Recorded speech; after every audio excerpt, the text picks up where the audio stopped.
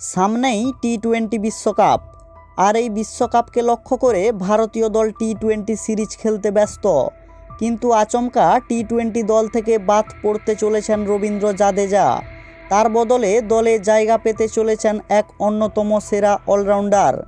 ইতিমধ্যেই তিনি আন্তর্জাতিক টি-20তে নিজের ছাপ ফেলেছেন। আসন্ন টি-20 বিশ্বকাপেও টিম ম্যানেজমেন্ট তার উপরে ভরসা করতে শুরু করে দিয়েছে। কে এই ক্রিকেটার যার জন্য আসন্ন বিশ্বকাপে সুযোগ পাবেন না রবীন্দ্র জাদেজা? বিষয়টি জানতে সম্পূর্ণ ভিডিওটি দেখতে থাকুন।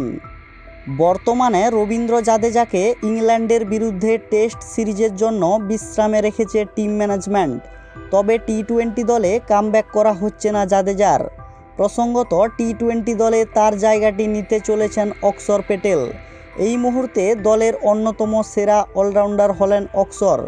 বিশ্বকাপের পরে অস্ট্রেলিয়ার বিরুদ্ধে টি-20 সিরিজের শেষ 2 ম্যাচেই সেরা হয়েছিলেন তিনি।